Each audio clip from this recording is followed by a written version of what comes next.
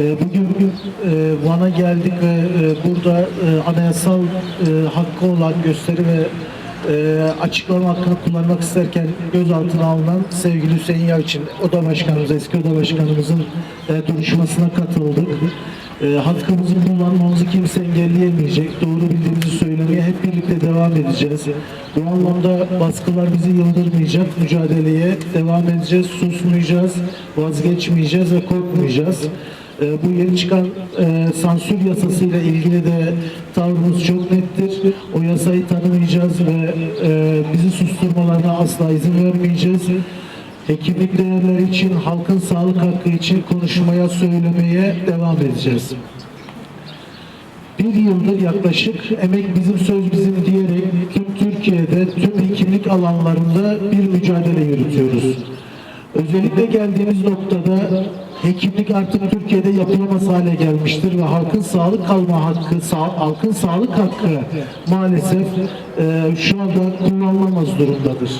Özellikle hekimlerin özlük hakları, hekimlerin özelliği, yurt dışına giden hekimlerimiz gibi sorunlarımız, dağ gibi sorunlarımız var ama bizim de bununla mücadele edecek dağ gibi yüreklerimiz ve aktivistlerimiz var. Buradan onlara da teşekkür ediyorum. Sağlık Bakanlığı çıkardığı yönetmeliklerle kendi yarattığı ve çöken sağlık sistemini pansumanla ayakta tutmaya çalışıyor maalesef. Bundan birkaç hafta önce kendi attığı tweetleriyle bizleri doğrulayan Sağlık Bakanı ne demişti? Biz artık doktorları sekreter gibi çalıştırmayacağız demişti. Bu ne demekti? Bundan önce çalıştırıyorduk demekti. Ve bitkisel hayata girmiş sistemi de fişini çekiyoruz dedi. Bu bitkisel hayata giren sistemi kendileri kurguladılar ve biz yıllardır bunun yanlışlığını anlattık ve en sonunda bize hak verdiler. Ama getirdikleri yönetmelikler maalesef gelen giden aratır diyecek kadar emek sömürüsünü, çalışma düzenini, iş yükünü arttıran, hekimlik özelliğini yok eden uygulamalar. Bir ceza yönetmeliği çıkardılar ve şunu söylediler: eylem yaparsanız, hakkınızı ararsanız biz size bu parayı ödemeyiz.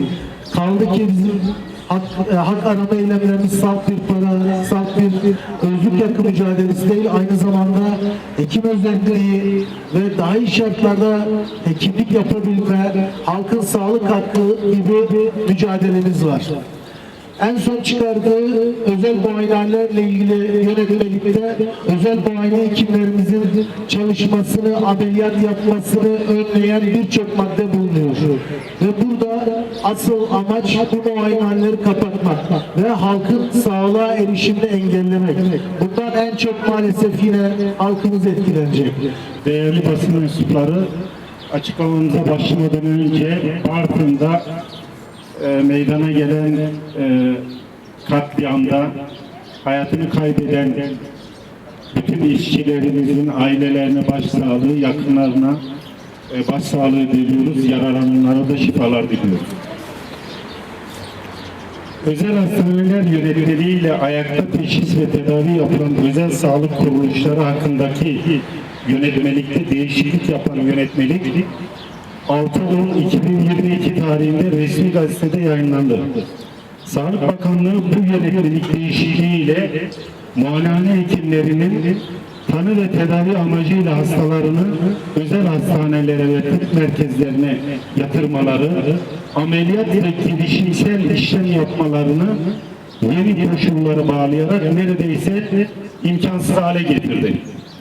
Bu düzenlemelerin hangi kanun yararı gözetilerek ya da nasıl bir ihtiyacı karşılamak amacıyla yapıldığı anlaşılmadığı gibi Sağlık Bakanlığı tarafından da açıklanamadı.